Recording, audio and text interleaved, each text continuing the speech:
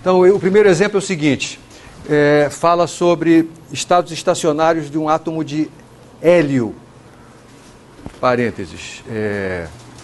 Essa teoria, né, que vem do modelo de Bohr, só é aplicável ao átomo de hidrogênio, por enquanto, tem um elétron. Então, ela não é aplicável inteira a um átomo de hélio, por exemplo, que tem 2 elétrons. Mas as ideias associadas à transição entre níveis estacionários, essas são independentes de qual é a natureza do átomo, de que átomo se trata, já que todos os átomos vão ter que ter uma estrutura similar a essa, ou seja, níveis de energia discretos. E em termos desses níveis de energia discretos, eu vou entender absorção e emissão de radiação. Então, eu vou pegar aqui um átomo de hélio e anunciar para vocês que 2 dos níveis do átomo de hélio têm as seguintes energias. Essas energias estão escritas numa escala na qual o 0 não corresponde à distância infinita. Tá? O 0 aqui corresponde à energia do estado fundamental. Aliás, eu podia ter feito isso no átomo de hidrogênio também. Lembre que o 0 de energia é arbitrário, tá certo? É conveniente, quando eu tenho uma interação de alcance infinito, localizar o 0 na distância infinita. Mas é apenas conveniente, não é obrigatório. Eu posso, por exemplo, referir as energias dos estados do átomo de hidrogênio à energia do nível fundamental, chamar essa aqui de energia 0. Se essa aqui é energia 0, então a energia desse primeiro nível passa a ser positiva, porque está acima dessa, e o valor positivo dela faz a conta aqui, dá 10,2. Certo? E assim por diante. Tá? Aproveitando esse comentário, se o átomo de hidrogênio está no estado fundamental, qual é a energia que é necessária, quanta energia eu tenho que dar para ele para quebrá-lo? Outro sinônimo para isso que eu disse, qual é a energia necessária para ionizar o átomo de hidrogênio? Ionizar um átomo significa tirar dele um elétron. O átomo de hidrogênio só tem um elétron. Eu preciso dar ao átomo 13,6 elétron-volts para quebrá-lo. Por isso, esse valor é chamado a energia de ionização do átomo de hidrogênio. Então, a energia do estado fundamental com o sinal trocado é a energia de ionização desse átomo. Tá certo? E veja que isso é independente de onde eu coloco o 0.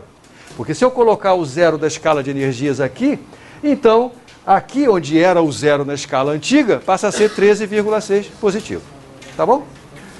E foi isso que eu fiz aqui no átomo de hélio. Tá? O átomo de hélio, eu referi as energias de estados excitados à energia do estado fundamental, que eu chamei de 0. Pergunta: qual é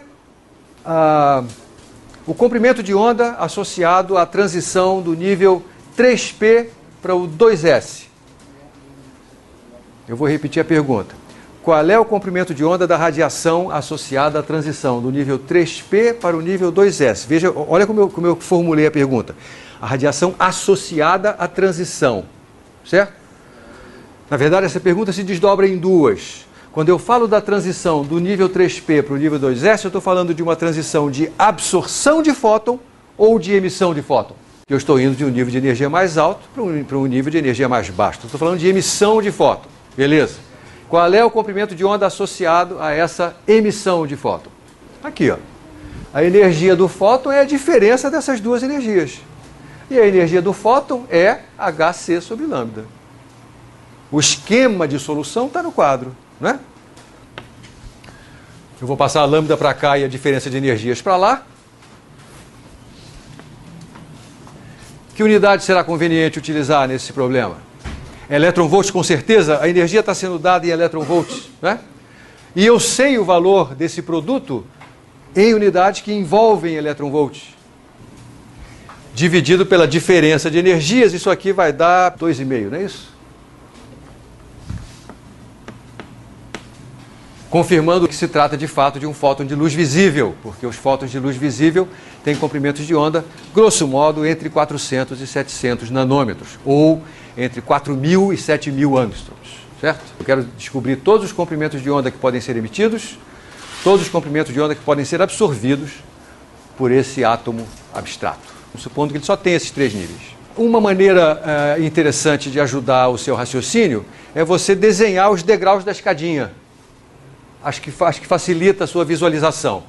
Eu vou fazer isso. Tenho 3 níveis. Vamos primeiro falar do espectro de absorção. No espectro de absorção, a temperatura ambiente, quais são as setas que representam as transições possíveis? Onde é que elas começam? Começam no estado fundamental.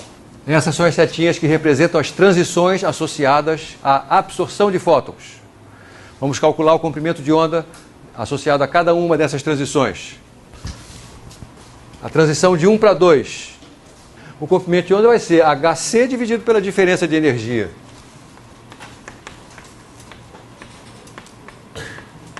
Pronto. Só para simplificar a minha vida. Então, lambda de 1 para 2, vou escrever assim, de 1 para 2, vai ser... Então, isso aqui vai dar 1240, dividido por essa diferença de energias, que é 3. Outra vez, outra linguagem que eu vou utilizar, uma raia no espectro visível. Estou usando a palavra raia como sinônimo de linha espectral. De 1 para 3, 248. E o espectro de emissão, como é que é? Quais são as possibilidades do espectro de emissão? Aqui, vai aparecer essa transição possível, de 3 para 2. E ela não está associada a nenhuma transição do espectro de absorção, que seria do 2 para o 3. Ela não está aqui. Vamos calcular quais são os comprimentos de onda desse espectro de emissão. Quantos cálculos eu preciso fazer? 1. Porque essas duas transições aqui, são simétricas às transições de absorção que eu já calculei. Nós sabemos que aquilo que aparece no espectro de absorção certamente vai aparecer no espectro de emissão também, associados a transições entre os mesmos 2 níveis. Mas o espectro de emissão tem coisa a mais. Tem essa transição que não aparece no espectro de absorção. Então só preciso calcular essa, que eu vou chamar de lambda 32. E qual é a conta que eu tenho que fazer? Não é por menos 2, não? Por menos 2? Não. Porque troca a ordem, né? Não tem radiação com comprimento de onda negativo, né?